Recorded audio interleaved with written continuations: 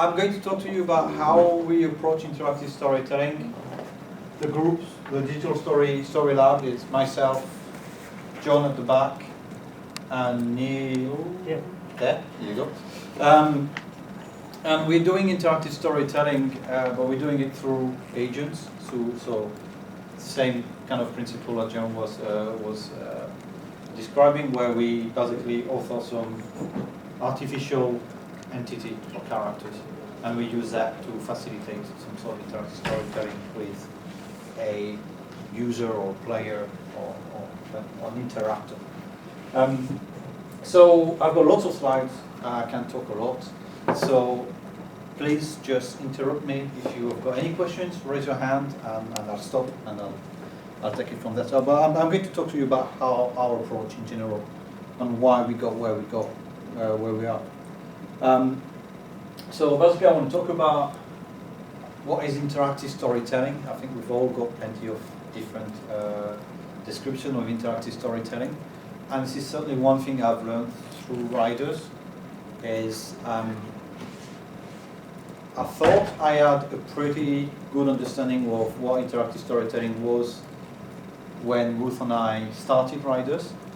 Now that I've met so many creative people and lots of different ideas, I'm not so sure that we actually understand what interactive storytelling really is, which is good, which is a great thing. I remember a few years ago when a game called Fahrenheit was released. That's when I went like, that's it, it's done. Let's go on to something else. They've done it. But since I've discovered so much more work, more interesting work, that I'm thinking actually, no, we've got plenty of things to do. Talk about some rules, some problems with interactive storytelling, and maybe our approach as well. What I'm really interested in trying to understand, especially since we started Riders, is the relationship between the different protagonists in interactive storytelling, between the system, between the artificial intelligence, but also between the technical people, between the artists, the writers. This is extremely important, it's extremely exciting as well. So I really want to dig deep in that and try to understand better. And our vision for IS. When I say our, it's Neil, John and I, and Ruth, how we see it from our perspective. I've done some very good research. I went to Wikipedia and I found a definition for interactive storytelling. If you type interactive storytelling and you try to find for a definition, you'll find plenty of different definitions. So I've got this one, it's as good as any. It's actually a pretty good one.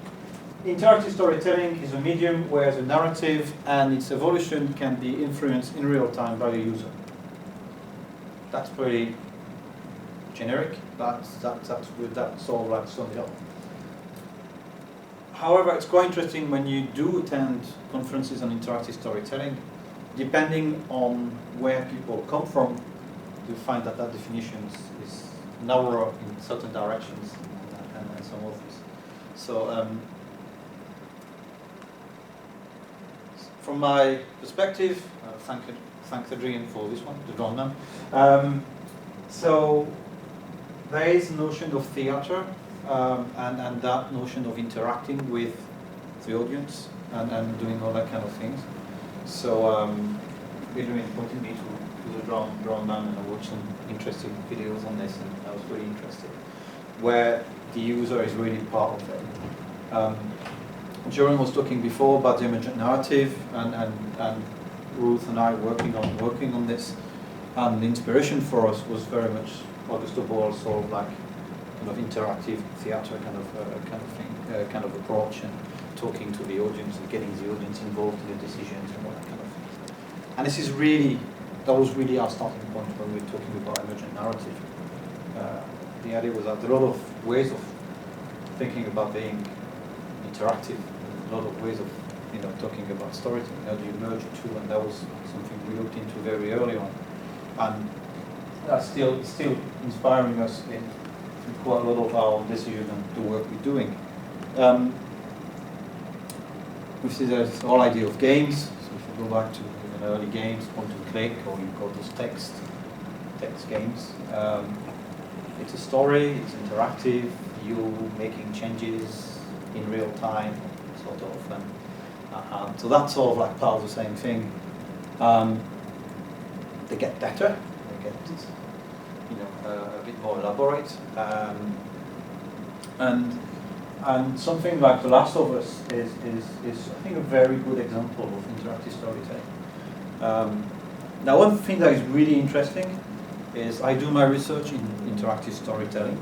I talk about non-linear storytelling. I talk about emergence. I talk about autonomous characters. And those games are as linear as it could be. But they're great. And I really feel I'm part of the story. So it's sort of something that's sort of like quite working as well. I think it's a lot to do with the execution as well. But it's interesting that I don't think we should exclude that kind of approaches as well, because they're actually really interesting. And it was all Fahrenheit, which was released in 2005, I think it was, where you had the notion of branching storytelling that was exploited quite a lot.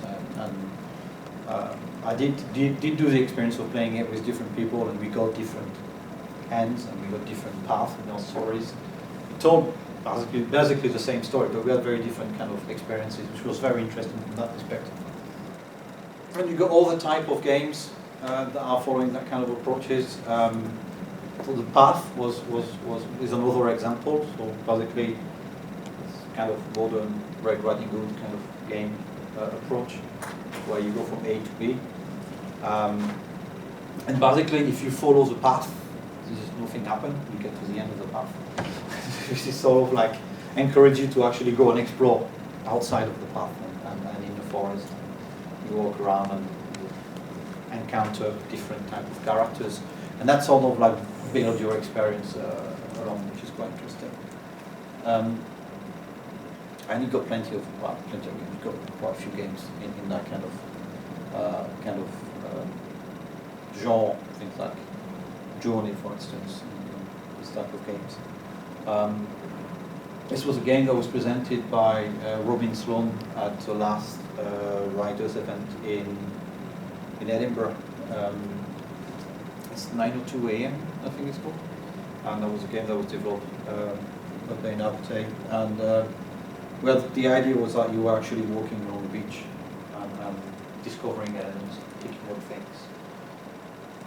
And actually the story itself is, I don't know if there's much of a story in the actual game, but the fact of what you pick and how you interact with those things, or how you sort of like perceive what you're picking and all that kind of things, help to build a sort of dimension of the story and generate some emotions in the player, which is another very important one aspect of things. You can go back to the first kind of things that in that kind of spirits, the sort of like choose your own adventures. That is still an interactive story. It's a story. You make some choices. You make some decisions. That sort of like affects how it unfolds to a point. Obviously, there's an issue with this. Is the issue of scalability. Well, I'll talk about it a little bit later on. You've got more modern versions of those things. So I don't know if anyone plays Warhammer or yes. So Warhammer is tabletop sort of like war strategy kind of game. But the great thing about it is that there is a huge literature in terms of where are those armies from and what all those characters are, where do they come from, and all the sort of story of those characters and everything. Now, when I play, I tend to be a gamer and I focus on the game mechanics. So I've got an army and I've got no idea who my guys in my army are from, their story or whatever. That's detail that I'm not sort of like focusing on. I'm actually focusing on the game mechanics and how to win the game.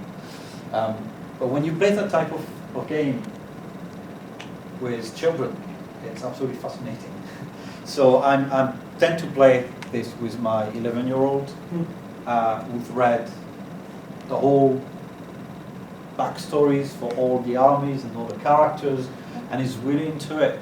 And I've noticed that when I play with them, the narrative sort of like comments of what's happening and why they're making certain moves and all that kind of things is almost as important as the actual results of combat and all that kind of stuff, which is very interesting. So there's a very strong narrative element even when playing tabletop games. And when you see, if you can witness some people who are really into this, playing together, actually not playing, standing back and listening to what they're saying is actually very interesting from a storytelling perspective. Obviously, you've got the Dungeons and Dragons kind of aspect as well, which is something we started to play again with my kids about a year ago. And again, it sort of like really encourages them not only to play and to read, but also to make up their own stories and to try to justify everything, which is very, very interesting in itself. So that's an interactive story. I mean, having to play the character and interpret that character and getting to the point where you regard the other person not as your friend, but a wizard or something. You don't need a lot of imagination to do this because the whole sort of like narrative context brings you to this and you really get engulfed into it. So it works really well. So again, that still fits within that early definition of an interactive story. I don't know if there's any supernatural fans here, but I won't stick with the supernatural episode when they do LARP. So LARPing is probably one of the best examples of interactive storytelling for me. Because I think you really have the character consideration, like John was talking before, the in-character consideration, the out-of-character consideration, all bundled up in one mind, one brain, when you try to actually just dissociate the two thinking, the two cognitive processes at the same time, in order not only to deliver a story for the whole, and the people you're interacting with, but for yourself as well, which is really, really interesting.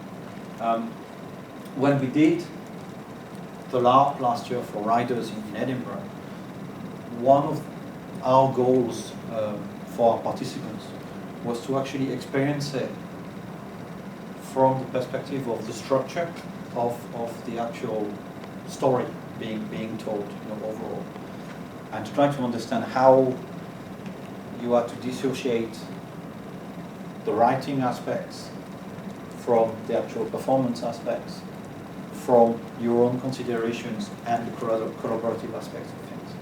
And I think it worked really well. You can structure them in a way that you can later on work with those things. And I think that was very, very interesting.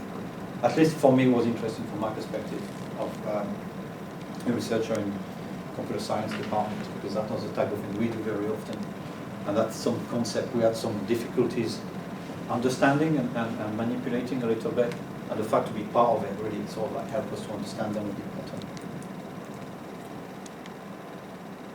So you do the same thing with, you can do the same thing on tabletop, same thing as the last Dungeons and Dragons as well.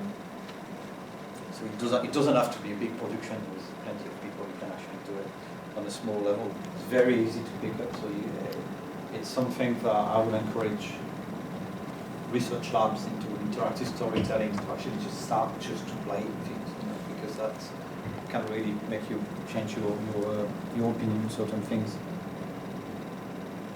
And you can go to bigger things where you've got massive worlds.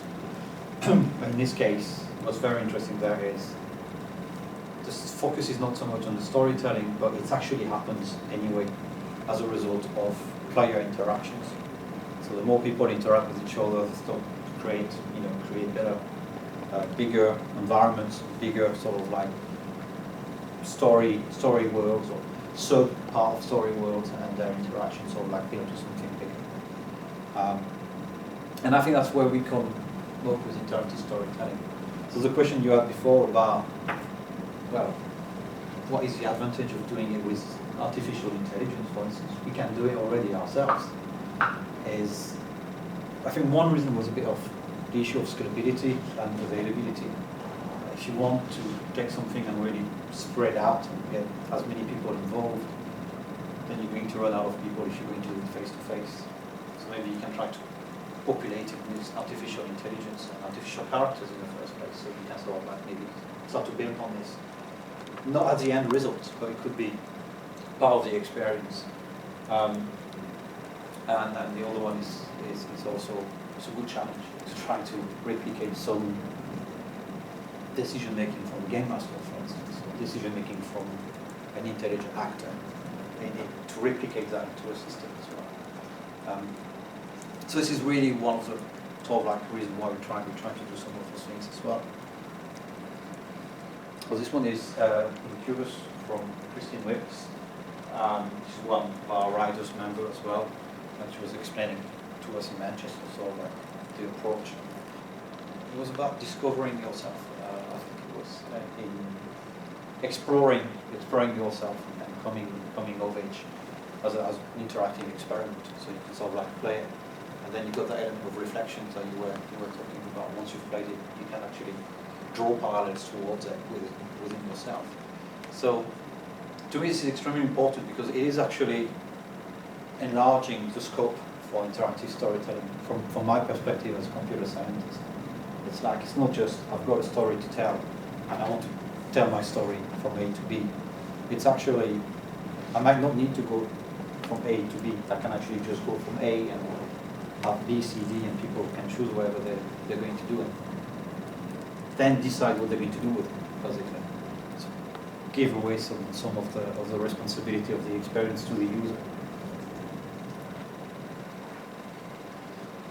That's a screenshot from another writers members that gave a workshop at the Scottish Storytelling Centre festival last October at Woodconnects.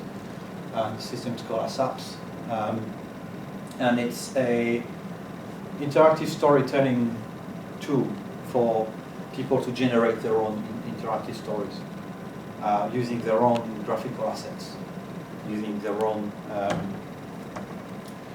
characters and all that kind of thing. So it's basically it's a tool where you can develop logics for characters and preconditions and start to build interactive stories from that perspective. So there are things available that are wider than just simple conception of what an interactive story could be. And obviously you've got what started all got a sort of like oral storytelling tradition, and there's a lot of interactivity that goes through this as well. This is something I came to realize when I first encountered a very good storyteller. So I had a conception of oral storytelling, and I knew what oral storytelling was, but a few years ago, Judy Robertson was organizing a conference on interactive learning environments in Edinburgh, and we have the Scottish Storytelling Centre to provide a storyteller and show us how it was done properly. And it was really, really interesting, actually, the amount of communication between the storyteller and the audience. Not always directly in terms of direct interactions, but in terms of visual contact, getting a sense of how much people were taking on and how much they were enjoying it, to try to sort of like adapt the story or adapt the delivery of the story. That was really interesting. There's a lot going on there as well. So if you're going to build virtual actors, it'll be interesting to start to be able to tap into that kind of things as well, which is more easy to said than actually done. So spectrum is big, and that's great. So I would say that in the 3 years of Riders, I've probably doubled the size of the spectrum of what I thought considered being interactive storytelling. I really had the feeling it went from AI systems to games, and I just discovered so many other things along the line that are actually way more interesting, and really pushed me to want to do more and want to do something more original with my work. So yes, in our context, there's still aspects of digital storytelling, obviously, the computer science department, so we're going to do something digital. I read this thing last year. I thought it was quite interesting because I felt like this for quite a long time, right? Because it was just a blog on Gamma Sutra where people talk about games. And over the past few years, I have had a growing feeling that video game storytelling is not what it could be, and the core issue is not in the writing, themes, characters, or anything like that. Instead, the main problem is with the overall delivery. There is always something that hinders me from truly feeling like I'm playing a story. I've experienced that many times, and I think anyone who plays games quite a lot will probably have the same kind of approach. And really focusing on the overall delivery. This is what is very interesting from that perspective. The stories are good in games. I mean, they've never been that good. They've never been as good as they are now. The graphics have never been as great as they are now, and really it's all working really well.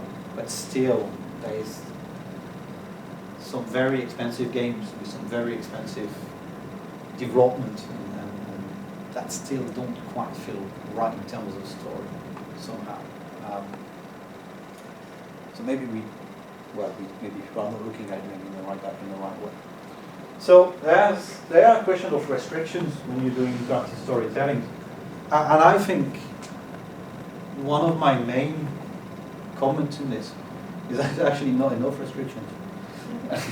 But there are restrictions, but there are no rules. And I think we need to write the rules, and I'm getting a better sense of where those rules could be, but I don't think we'll be fully aware of those rules before another few years. It'll probably take another few years, some major success that could be related to interactive storytelling, and then we'll be able to start to write some rules based on what worked and what didn't work. The likelihood is that a lot of those great works have probably already been created, but they haven't been they haven't reached the critical audience or critical mass audience to be able to be interpreted in a very systematic way. So we have rules, but they are not our own yet, I would say. And I've said that many times. I've got the feeling that where we are right now is where cinema was in the transition between, silent movies and voice and sound movies, because we got rules that we take from literature, and a lot of them apply, obviously, and we should not ignore them, but they were not written for an interactive audience, so they will be useful, they will be relevant, but they will be limited in terms of what they can bring to an interactive story. We do get some from cinema. That's mainly where a lot of the games are taking their inspiration in terms of storytelling, in terms of rules, so trying to make interactive movies in a way. Some do it better than others, and there's some great examples, but there are also some pretty dire examples as well. So, and we take some rules maybe from games because of the interaction aspects of things. But it's not all about entertainment. And I think we can pull some rules from video games, but we've got to be very careful on how we actually take them. The idea for us, and I think Christopher said that, it's not to actually make a game with a story, or a story within a game. It's more than this. And if you're too strict with the context, the domain of rules you're going to use, you're going to be restricted in what you can actually achieve. And this is why something like writers, I think, is so important, to really start to make connection between individuals from different domains who have different rules, who have different understanding of the main concepts, and being able to put those things, turn them upside down, and think out of the box, and do that kind of things. So we also got limitation on the resources, and Think about graphics, text, audio, props, and all that kind of things. This is restricted, and we're talking about this a little bit earlier with zero. There's some aspects in there where you need to make it affordable and accessible to creative people, or to collaboration between individuals, without having to invest a lot of money into expensive hardware, expensive software, and expertise as well. So, which is one of the problems. I mean, there are tools available, but you need to actually spend a lot of time to learn those tools in order to be able to exploit them. So it's quite difficult, and there must be an easier way for us as a community to actually come up with a way of sharing assets to be able to put things together, writing collaboratively and put things together. I think this is really important. I mean, you've got something like GIMP, for instance. You don't need to buy Photoshop. You can do some interesting stuff with GIMP. Things like Blender. You don't need to pay thousands of pounds to buy 3ds Max or Maya. You can do things in Blender. But it's big. And to do good things in Blender is going to take you some time, right? I've been using Blender for the last 4 years. I can do some interesting stuff, but I've been using it for 4 years. So it's sort of like, the time I spent learning Blender is time I haven't spent learning GIMP, for instance. We were talking about comics before. Errol was saying that you've got small packages where you can't do very much, but are easy to use, and bigger packages where you can do a lot of things, but it's a lot of work to learn. So I've been learning Manga Studio for the last 3 years, for instance. It's brilliant. I can do whatever I want, but it's just, it takes a lot of time. Basically, it's Photoshop for manga. So you've got things like Inkscape as well are available.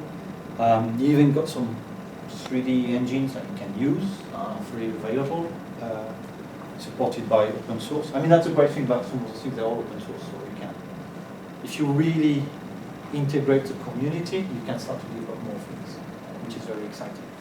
So all those things are really interesting, but you need to develop a team, you need to get people involved together. And I think that all the efforts so far have been put on production side of things. And maybe what we need is something where we can actually share the creative aspects of things. So creativity is probably somewhere where we would like to be as a community, if we can build one across disciplines. So all of this was great, but it does not address the issue of scale and diversity. So diversity being what I've discovered through riders, just like wealth of very interesting approaches. And scale being the issue of you can develop something small using the branching kind of approach, but if you do the math very quickly, it just explodes into something exponential, and it's not viable. It might be viable for somewhere like Rockstar, who's going to make $1 billion out of their next game with 48 hours or 24 hours or something. Then you can have an investment of $300 million in getting people working day and night and those things. Small team, small lab like ours, we won't be able to do that, so we need to have some more intelligent solutions in doing. Brute force will not work for us, so we need to have some different approach. And what more importantly, and that's sort of like the kind of discussions that I would like people to get involved in this week. So it's not really a technical discussion, but it's more, what does it mean for the author? It does not clarify the role of the author for an interactive story. And this is something I've been sort of like playing with for the last few years, is what does it mean for the author, right? We had this chat with Adrian a few months ago where we were sort of like explaining the kind of system we do and what it meant for the author when it needed to be done. And it's different from what you write for a story in a traditional medium. So we need to understand exactly the in and out of those things. Now, we've got some systems that we can use, right? The ASAP systems, we can see what is necessary within the ASAP systems. We can see what people need to write for the storyteller, for instance. We can see what people need to write for distributed drama management and what Neil, John and I are doing. The demands are slightly different. It's how can we understand those demands, present them to authors and people willing to explore new ways of writing, and package it in a way so that we can collaboratively work on the creative aspects of it and the asset production on the other hand to start to produce things.